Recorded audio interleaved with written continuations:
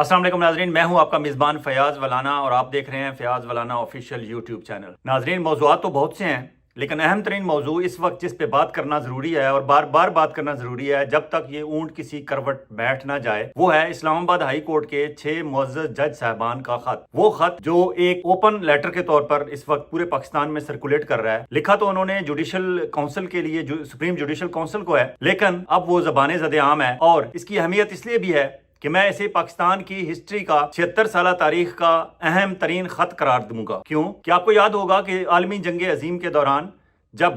Churchill को बताया गया कि सब कुछ तबाह हो चुका है जंग में, तो उसका वो तारीखी फिक्रा जिसमें उसने पूछा था कि क्या अदालतों में अब भी इंसाफ मिल रहा है लोगों को, तो बताया गया कि जी हाँ, इंसाफ मिल रहा है। तो उसने कहा फिर कुछ नहीं गया, जब तक अदालतों में इंसाफ मिल रहा है हमारा कोई नुकसान नहीं हुआ, हम दोबारा बतौर कौम खड़े हो जाएंगे, हमारा मुल्क खड़ा हो जाएगा। अदालतों की अहमियत इसलिए इम्पॉर्टेंट है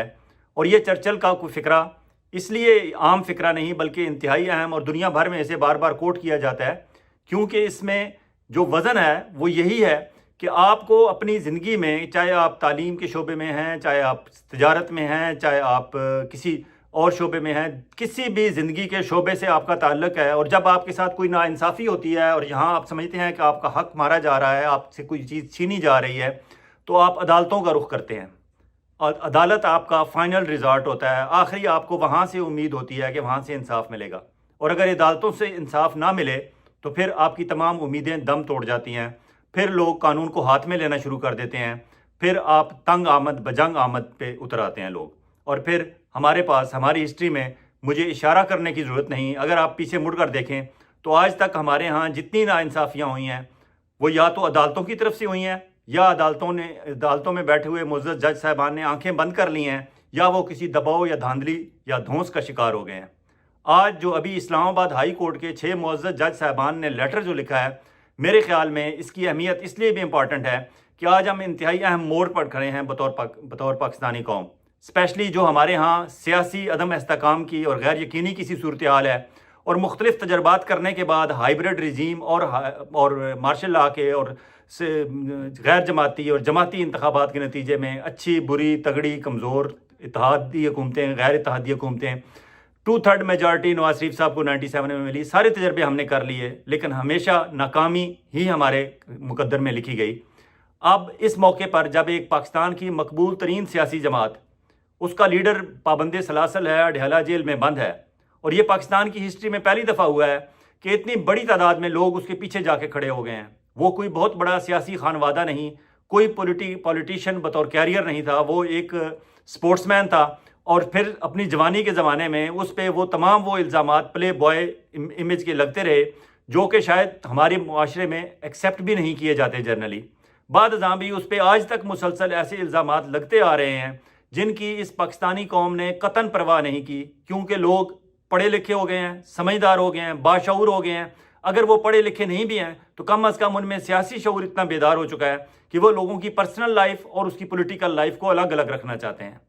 और ये सिर्फ इमरान खान के साथ ही नहीं हुआ, आप दीगर भी रहनुमाओं को देख लें कि क्या क्या इल्ज़ामात आसिफ ज़रदारी साहब पर नहीं लगे, क्या क्या इल्ज़ामात शहबाज शरीफ साहब पर नहीं लगे उनकी इखलाकी और पर्सनल ज़िंदगी के हवाले से, लेकिन लोगों ने उसको बिल्कुल दरखोरे इतना नहीं समझा। लोगों ने कहा हम उन्हें एज ए पॉलिटिशियन लेते हैं तो हम एज ए पॉलिटिशियन ही लेंगे। इसी तरह अब इमरान खान अगर पाबंद सलासल है, पूरी कौम उसके पीछे खड़ी है, और हम एक ऐसे दोराहे पे हैं कि हमने आज फैसला करना है कि हमने हक़ और सच का साथ देना है। हमने अपने तालीमी इदारों में, हमने अपने इंतज़ामिया में, अपनी मुकन्ना में, अपनी अदलिया में क्या हक़ और सच की बात करनी है, और हक़ और सच की बात करने वालों का साथ हमने देना है या नहीं देना, आज फैसला करना है हमारी कौम ने। जिस तरह इन 6 जज साहबान ने फैसला कर लिया है कि एनफ इज़ एनफ, मजीद धौंस, धांधली और ये जो नामालूम अफराद हैं इन्हें अब नामालूम नहीं रहने देना। उन्होंने अपने इस खत में नामालूम का लफ्ज़ नहीं इस्तेमाल किया, उन्होंने सीधा सीधा ISI, inter services intelligence, Pakistan की फ़ाल तरीन, मुस्तैद तरीन और नामवर तरीन इंटेलिजेंस एजेंसी ISI का नाम लिया है। उन्होंने बताया है कि ये नामालूम अफराद नहीं, ये मालूम है, हमें पता है ये कौन लोग हैं, और ये हम पर असरअंदाज होने की कोशिश कर रहे हैं। मैंने हमारे जो मीडिया वेस्टर्न वर्ल्ड में, हम जिन लोगों ने मीडिया पढ़ा हुआ है उन्हें पता है कि हम मीडिया वालों के पास जब कोई खबर आती है तो हम उसका एक बाकायदा मीडिया व्हील बनाते हैं। मैं कोशिश करूंगा कि आपको दिखा दूं, मैंने ये मीडिया व्हील बनाने की कोशिश की है और उस पर इस खबर के तमाम पहलुओं का जायज़ा लेने की मैं कोशिश करूंगा, میرے ساتھ رہیے گا اور پورا ولاگ دیکھنے کے بعد اگر آپ سمجھیں کہ ہم واقعی اپنے کام سے انصاف کر رہے ہیں اور ہم بلا کم و کاست عام پاکستانی شہری کی عام پاکستانی کی جذبات کی ترجمانی کرتے ہیں تو پلیز اس چینل کو سبسکرائب کریں، دوستوں کے ساتھ شیئر کریں اور کامنٹ سیکشن میں بتائیں کہ مزید امپروومنٹ کی گنجائش کہاں کہاں ہے۔ سب سے پہلے یہ دیکھتے ہیں کہ خط ہے کیا۔ یہ خط اسلام آباد کے 6 سینئر ترین جج صاحبان، چیف جسٹس آف پاکستان عامر فاروق تو چیف جسٹس ہوئے، بیسیکلی ان پہ ایک قسم کی چارج شیٹ ہے۔ ان کے بعد سیکنڈ موسٹ سینئر موسٹ ہیں جسٹس محسن اختر کیانی، جو اگر آج جسٹس عامر فاروق ریٹائر ہو جائیں یا سپریم کورٹ میں ایلیویٹ ہو کے چلے جائیں تو پیچھے جسٹس محسن اختر کیانی کو اسلام آباد ہائی کورٹ کا سینیارٹی کی بیس پہ جج بنایا جائے گا، تو وہ سیکنڈ سینئر موسٹ ہیں جسٹس محسن اختر کیانی۔ پھر ان کے ساتھ ہیں جسٹس محمود جہانگیری، طارق جہانگیری۔ ان کا جب یہ وکیل تھے، بطور وکیل پریکٹس کر رہے تھے تو اس وقت یہ اسلام آباد پاکستان پیپلز پارٹی کے ساتھ ان کا تعلق تھا۔ بہت اپ رائٹ ہیں، جذباتی انسان ہیں اور بہت اچھے آدمی ہیں، اسٹریٹ فارورڈ ہیں۔ انہوں نے بطور جج ان کا کیریئر اچھی مثالوں کے ساتھ ان کا نام لیا جاتا ہے۔ یہ اسلام آباد سٹی کے پیپلز پارٹی سٹی کے پریزیڈنٹ بھی رہے ہیں، لیکن بطور جج ان کا نام اچھا ہے۔ پھر جسٹس بابر ستار ہیں، جو جیو کے رپورٹ کارڈ پروگرام میں جسے عائشہ بخش کرتی تھیں اس وقت وہاں ایز اینالسٹ بھی تھے، اور یہ انٹرنیشنلی کوالیفائڈ ہیں اور بہت اچھے اپ رائٹ جج ہیں۔ جسٹس بابر ستار ہیں اس میں۔ پھر اس میں جسٹس سمن رفت امتیاز ہیں، خاتون جج ہیں، ان کی بھی اچھی شہرت ہے۔ پھر اس لسٹ میں جسٹس ارباب محمد ہیں، یہ وہی ارباب محمد ہیں جب ان کے سامنے کسی پچھلے دنوں میں جب 9 مئی کے واقعات کے بعد پی ٹی آئی کے منحرف لوگوں کو پیش کیا جا رہا تھا تو ایک بندے کو پیش کیا گیا اسی طرح کے پی ٹی آئی والے بندے کو، تو جسٹس ارباب محمد نے انہیں کہا کہ بھائی تم پریس کانفرنس کر لیتے، بچ جاتے ان ساری چیزوں سے۔ تو اس کا مطلب ہے کہ انہیں پبلک کی جو سوچ ہے، پبلک جو سمجھ رہی تھی اس 9 مئی کے واقعے کے بعد جو کچھ ہو رہا تھا وہ اس کو سمجھ رہے تھے، اور وہ اس کا اظہار کرنے میں بھی وہ ڈر خوف خطرے کا شکار نہیں تھے۔ پھر جسٹس اعجاز اسحاق ہیں۔ جسٹس اعجاز اسحاق وہ ہیں جنہوں نے 2 دن پہلے یہ کہا تھا کہ پاکستان بھر میں اگر 200 لوگ، بیوروکریسی کے اسپیشلی انہوں نے مینشن کیا تھا، 200 لوگ کھڑے ہو جائیں حق کے لیے تو ہمارے تمام مسائل حل ہو سکتے ہیں۔ یہ 6 جج صاحبان تھے، اور 7ویں جج جو اسلام آباد ہائی کورٹ میں ہیں وہ جسٹس میاں گل حسن اورنگزیب صاحب ہیں۔ وہ اس میں شامل نہیں ہوئے، حالانکہ ذہنی طور پر وہ بھی اسی گروپ کے ساتھ ہیں اور وہ بھی یہی سوچ رکھتے ہیں کہ ہمارے کوئی حالات بہتر ہونے چاہیے، عدلیہ کو ہر قسم کے دباؤ سے آزاد ہونا چاہیے، دھونس دھاندلی سے آزاد ہونا چاہیے۔ جسٹس گل اورنگزیب اس میں شامل اس لیے نہیں ہے کہ کل صبح جو ہیئرنگ ہونی ہے اسلام آباد ہائی کورٹ میں ایک کیس کی، جس میں جسٹس عامر فاروق اور میاں گل حسن اورنگزیب دونوں بیٹھے ہوں گے، عمران خان سے متعلق کوئی کیس ہے، اگر وہ آج اس پہ سائن کر دیتے تو وہ صبح اس پہ نہیں بیٹھ سکتے تھے، کیونکہ اس کی وجہ سے اب یہ جو لیٹر سامنے آنے کی وجہ سے ایک اس قسم کا تاثر پیدا ہو گیا ہے کہ اب اگر یہ سارے سیاسی کیسز کو لیں گے یہ جج صاحبان تو انہوں نے اپنا مائنڈ پہلے بتا دیا ہے کہ یہ مطمئن نہیں ہے حالات کار سے، اس لیے انہیں کام کرنا ہی نہیں چاہیے۔ پیچھے بچ جاتے ہیں عامر فاروق صاحب، اور ان کے خلاف تو کائنڈ آف چارج شیٹ ہے۔ اس لیے اگر آپ کہیں کہ اسلام آباد ہائی کورٹ کے تقریباً تمام جج صاحبان نے اس پہ دستخط ثبت کر دیے ہیں تو آپ کہہ سکتے ہیں، اور اس میں کہا گیا ہے کہ ہم پہ الزامات، ہم پہ دھونس دھاندلی کے تحت ہم سے فیصلے بدلوانے کی کوشش کی جاتی ہے، اور اتنے خوفناک الزامات لگے ہیں اس لیٹر میں جس میں انہوں نے کہا ہے، انہوں نے ایگزامپلز دی ہیں، انہوں نے کہا کہ پہلے بھی ہم پر یہ دھونس دھاندلی ہوتی رہی، ہم پہ آئی ایس آئی آپریٹیوز، انہوں نے کہا کہ آئی ایس آئی کے لوگ آتے تھے یا وہ یہ بتاتے تھے کہ ہم آئی ایس آئی سے ہیں، تو وہ ہم پہ فیصلے اپنی مرضی کے مسلط کرنے کی کوشش کرتے رہے۔ ہم نے اگر کچھ فیصلے ان کی مرضی کے خلاف کیے تو اس کے بعد ہمیں بلیک میل کرنے کی کوشش کی گئی، ہم پہ دباؤ ڈالا گیا اور دھونس دھاندلی ہم پہ اوپر دھونس جمائی گئی۔ ایک انتہائی خطرناک انہوں نے جو واقعہ بتایا، اس میں آگے چلوں گا، بہت سارے پوائنٹس ہیں لیکن سرسری سا کہہ دیتے ہیں کہ فار ایگزامپل ٹیریان وائٹ کیس تھا، اس کو ناقابل سماعت قرار دیا 2 جج صاحبان نے، 3 کا بینچ تھا جس میں جسٹس عامر فاروق نے کہا یہ قابل سماعت ہے، عمران خان کے خلاف ٹیریان وائٹ کا کیس۔ 2 جج صاحبان نے کہا کہ یہ قابل سماعت نہیں ہے۔ ان 2 جج صاحبان نے جنہوں نے اسے قابل سماعت قرار نہیں دیا، انہیں اگلے روز یا کچھ دنوں بعد آئی ایس آئی کے لوگ مبینہ طور پر جس طرح انہوں نے بتایا کہ آئی ایس آئی آپریٹیوز پہنچ گئے اور انہوں نے ججز پر دوستوں رشتہ داروں کے ذریعے دباؤ ڈالا، اور ایک جج شدید ذہنی دباؤ اور ہائی بلڈ پریشر کا شکار ہو کر ہاسپٹل داخل ہو گئے۔ پھر ایک اور واقعہ انہوں نے بتایا کہ 2023 میں اسلام آباد ہائی کورٹ کے ایک جج کے برادر نسبتی کو اغوا کیا گیا، مسلح افراد نے اغوا کیا، اور بتایا جاتا ہے کہ انہوں نے بتایا کہ ہم آئی ایس آئی سے ہیں۔ وہاں ان کے برادر نسبتی کو الیکٹرک شاک لگائے گئے، اور پھر اس سے ویڈیو بیان ریکارڈ کرنے کی پر مجبور کیا گیا۔ اب یہ اگر دیکھا جائے کہ اس حد تک الزامات سنگین ہوں تو پھر ان کا یہ لکھنا بنتا ہے۔ اور پھر انہوں نے یہ بھی بتایا کہ ہم نے اس سے پہلے یہ شکایت سابق chief justice of Pakistan Umar Ata Bandial کی موجودگی میں بھی کی تھی، کوئی ایکشن نہیں ہوا۔ اس کے علاوہ انہوں نے وہ کہتے ہیں کہ ہم نے ایک لیٹر لکھا تھا ابھی فیبرری 2024 میں، مہینہ ڈیڑھ پہلے، چیف جسٹس آف اسلام آباد ہائی کورٹ عامر فاروق صاحب کو، اور عامر فاروق صاحب نے کہا میری ISI کے اعلیٰ حکام سے بات ہو گئی ہے، اب وہ تنگ نہیں کریں گے، اس کے علاوہ کچھ نہیں ہوا اور ہم مطمئن اس سے نہیں ہیں۔ تو وہ جسٹس عامر فاروق صاحب پہ بھی انہوں نے ایک قسم کا الزام لگایا ہے کہ آپ بھی کچھ نہیں کر رہے۔ اب یہ ایک دم لیٹر کیوں آیا سامنے؟ لیٹر کی تفصیلات لمبی ہیں، آپ نے میڈیا پہ دیکھ لی ہوں گی، لیکن آگے چلتے ہیں کیونکہ ہم نے اس پہ تجزیہ کرنا ہے کہ یہ کس وجہ سے ہوا، آگے کیا کیا ہو سکتا ہے، وہ زیادہ امپورٹنٹ ہے۔ لیٹر میں جو کچھ آ گیا وہ تو آپ کی سامنے آ ہی گیا۔ ایک تو یہ کہ آن گوئنگ مداخلت ہو رہی تھی اور ہو رہی ہے، یہ آن گوئنگ مداخلت پریشان کن تھی، اس کو روکنے کے لیے انہوں نے یہ لکھا۔ دوسرا، جو انہوں نے خط اس سے پہلے لکھے جسٹس عامر فاروق کو، چیف جسٹس اسلام آباد ہائی کورٹ جو ان کے امیجیٹ باس ہیں، اور انہوں نے نشاندہی کرنی تھی، انہوں نے خاموشی، پراسرار خاموشی اختیار کی، یا وہ خود بھی اسی دباؤ اور دھونس کا شکار ہے، اور شاید وہ اس وجہ سے ڈرے بیٹھے ہیں، سہمے بیٹھے ہیں، یا وہ کمپرومائزڈ ہو چکے ہیں، یا وہ بلیک میل ہو چکے ہیں، وہ اس پہ کوئی ایکشن نہیں لے رہے۔ تو اب انہوں نے تنگ آمد بجنگ آمد انہوں نے یہ لیٹر لکھا۔ پھر Shaukat Aziz Siddiqui case few days back, اس کا فیصلہ ہوا سپریم کورٹ آف پاکستان سے، اور جسٹس شوکت صدیقی صاحب نے یہی کام کیا تھا اپنے وقت میں جب وہ اسلام آباد ہائی کورٹ کے چیف جسٹس تھے۔ انہیں جب اس وقت کے DGC جو ISI کے DG کاؤنٹر انٹیلیجنس تھے فیض حمید صاحب، جو بعد ازاں DG ISI بنے، انہوں نے شوکت عزیز صدیقی صاحب کو ایک کیس کے حوالے سے ملے تھے انہیں، اور ان پہ دباؤ ڈالا تھا۔ شوکت عزیز صدیقی صاحب نے اس بات کا انکشاف کر دیا، اوپن کر دی یہ بات، ان کے خلاف ایکشن ہوا، انہیں نوکری سے نکال دیا گیا۔ بعد ازاں انہوں نے کیس کیا، اس کیس کو داخل دفتر کیے رکھا عمر عطا بندیال اور اس سے پہلے جو بھی صاحبان تھے۔ اب قاضی فائز عیسیٰ صاحب، کیونکہ انہوں نے اپنا ایک امیج بنایا ہوا ہے کہ یہ سول سپریمیسی کے لمبردار ہیں، قاضی فائز عیسیٰ صاحب نے اس کیس کو دوبارہ سنا، تھینکس ٹو ہم۔ لیکن اس کیس کو سننے کے بعد انہوں نے شوکت عزیز صدیقی صاحب کو باعزت اس سے بحال کر دیا، اور وہ دوبارہ بطور جج تو واپس اپنی سروس پہ واپس نہیں جا سکتے تھے کیونکہ اس دوران ان کی عمر زیادہ ہو گئی تھی، لیکن انہیں برطرف جج کی بجائے ریٹائرڈ جج کے طور پر کہا کہ انہیں ریٹائرڈ جج لکھا جائے، اور ان کی تمام پنشن اور مراد ان کی بحال کر دی جائیں، اور وہ بطور لائر پریکٹس بھی کر سکتے ہیں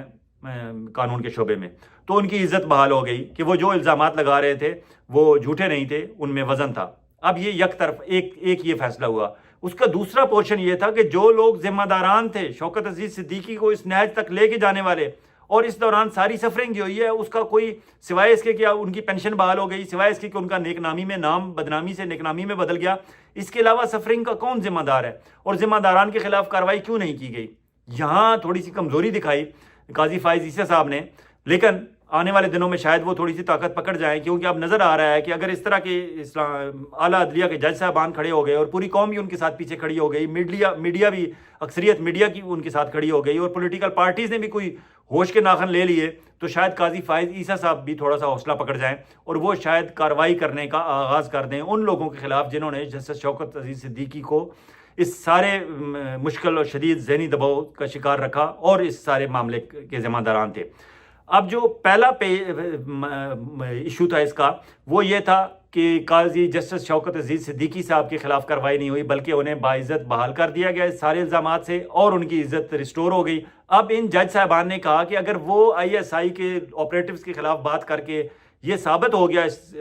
اسلام آباد چیف جسٹس آف پاکستان کی عدالت سے کہ آپ بول سکتے ہیں، اگر آپ پہ ISI ہی کیوں نہ دباؤ ڈالے، آپ بولیں، حوصلہ رکھیں، آپ کو سپورٹ کیا جائے گا چیف جسٹس آف پاکستان اور سپریم کورٹ آف پاکستان کی طرف سے۔ یہ حوصلہ ملا ان 6 جج صاحبان کو، اس حوصلے کی وجہ سے انہوں نے یہ لیٹر لکھا۔ اب یہ اتھینٹک ہو گیا کہ ISI کے خلاف بات کرنا کوئی اتنے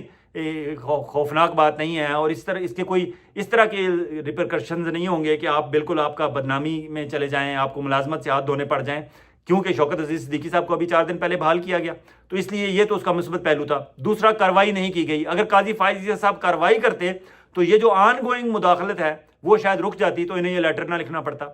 تو ایک تو اس کا یہ پہلو ہوا۔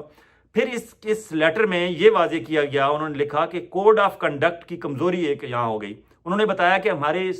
اعلیٰ عدلیہ کے جج صاحبان کے کوڈ آف کنڈکٹ میں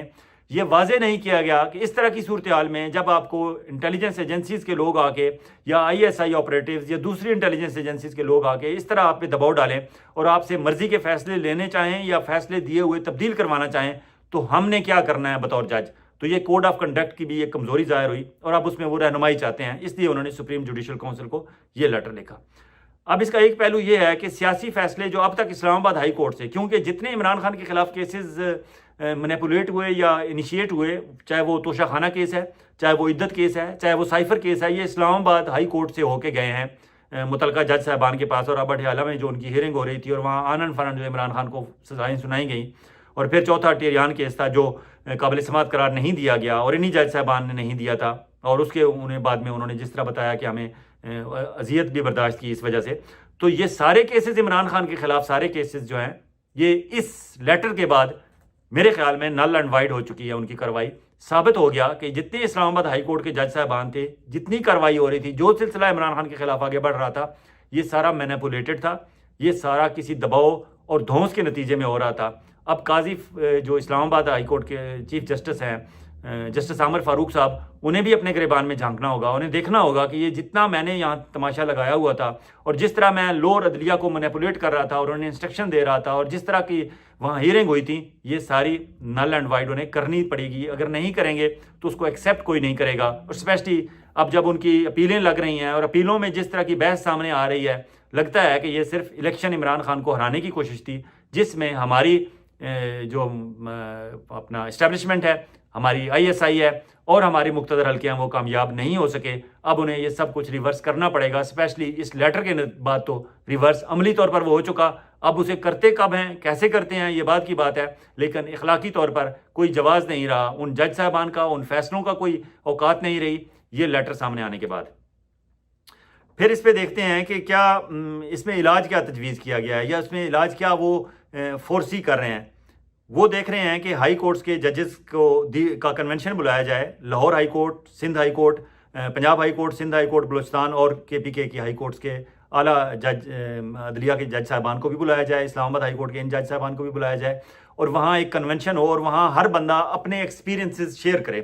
اور یہ معلوم ہو کہ کیا واقعی اعلیٰ عدلیہ کے جو جج صاحبان ہیں, کیا ان کے خلاف بھی ایسا ہی کام ہو رہا ہے, اسی طرح کا دباؤ ان پہ ڈالا جا رہا ہے اور ان سے بھی مرضی کے فیصلے ہماری مقتدر حلقے یا ہماری انٹیلیجنس ایجنسیز اپنی مرضی کے فیصلے لینے کی کوشش کر رہے ہیں. تو یہ ایک بڑا پنڈورا باکس کھولنے کی طرف ان کے اشارہ ہے. دیکھنے ہیں کہ اس طرف یہ ہمت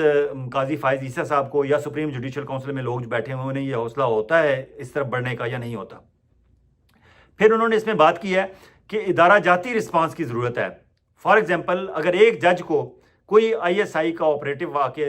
اس پہ دباؤ ڈالتا ہے یا اسے دھونس جماتا ہے یا اس سے بلیک میل کرتا ہے یا اس کے قزیز رشتہ دار یا کسی کو اغوا کر کے اور پھر اپنی مرضی کے ان سے بیانات لے کے فیصلے تبدیل کراتا ہے, تو یہ سلسلہ کب تک چلے گا؟ اس پہ ہمیں ادارہ جاتی رسپانس چاہیے, ایز اے انسٹیٹیوشن رسپونڈ کرنا چاہیے. بہت اچھی تجویز ہے ان کی اور اس پہ ایز اے انسٹیٹیوشن رسپونڈ کرنا ہوگا ہماری اعلیٰ عدلیہ کو. دیکھیں عامر فاروق صاحب کی پراسرار خاموشی جو اب تک انہوں نے اس پہ ظاہر کی, اس پہ اب عامر فاروق صاحب نے یہ ڈیسائیڈ کرنا ہے کہ ان پہ عملی طور پر عدم اعتماد 7 میں سے 6 نے کر دیا, تو یا تو وہ استعفیٰ دیں, اور اگر وہ استعفیٰ نہیں دیتے, استعفیٰ دینے کے لیے انہیں کچھ نہیں کرنا پڑے گا, صرف انہیں اپنے گریبان میں جھانکنا پڑے گا, دیکھنا پڑے گا کہ میرا عمل پچھلے 6 مہینے, سال, 2 سال جب سے وہ چیف جسٹس اسلام آباد ہائی کورٹ بنے ہیں ان کا عمل کس طرح رہا, اور کیا اس لیٹر کا ایک ایک لفظ چیخ کر یہ نہیں کہہ رہا کہ عامر فاروق صاحب یو آر ڈن, اب آپ کو مزید ضرورت نہیں رہی اس کرسی پر بیٹھنے کی, آپ ایکسپوز ہو چکے ہیں. اگر تو وہ گریبان میں جھانکیں گے تو استعفیٰ دے کے کل ہی گھر چلے جائیں گے, لیکن مجھے امکانات اس کے کم نظر آ رہے ہیں کیونکہ ان کے گھر جانے کے ساتھ ہی اور بھی بہت سارے لوگوں کو گھر جانا پڑ جائے گا. یعنی دوسری طرف یہ ایک امکان ظاہر کیا جا رہا ہے کہ یہ جو جج صاحبان ان کے خلاف اب جس طرح کے الزامات سازی شروع ہو گئی ہے, کیا وہ استعفیٰ دے دیں گے؟ میرے خیال میں انہیں استعفیٰ نہیں دینا چاہیے. میں نے ابھی اس سے پہلے ایک ولاگ کیا ہے شاہین صاحبائی صاحب کے ساتھ, اگر آپ نے وہ نہیں دیکھا تو پلیز میری پلے لسٹ میں جا کے وہ دیکھ لیں. شاہین صاحبائی صاحب بھی اس پر زور دے رہے ہیں, وہ کہہ رہے ہیں ان جج صاحبان کو جسٹس اعجاز الاحسن کی طرح اور مظاہر نقوی اور باقی جو لوگ استعفے دے کے پہلے چلے گئے دباؤ کے نتیجے میں, ان کی طرح انہیں استعفے نہیں دینے چاہیے, انہیں ڈٹ کے کھڑے رہنا چاہیے کیونکہ انہیں بہت اچھا کام کیا ہے. پاکستان کی ہسٹری میں ان کا نام جو ہے سنہری حروف سے لکھا جائے گا, اور انہیں یہ بھی یاد رکھنا, ذہن میں رکھنا چاہیے کہ پوری قوم ان کے ساتھ کھڑی ہے. اس لیے انہیں ڈٹ کے کھڑے رہنا چاہیے. ناظرین میں سمجھتا ہوں کہ بات لمبی ہو رہی ہے اور ابھی بہت سارے نکات ہیں جن پہ بات کرنا ضروری ہے. اس ویڈیو کو یہاں ہی ختم کرتے ہیں اور ملتے ہیں پارٹ 2 میں. اپنا اور اپنے گرد و نواح کے لوگوں کا آپ اسی طرح خیال رکھیے گا جس طرح آپ چاہتے ہیں کہ آپ کا خیال رکھا جائے. خدا حافظ.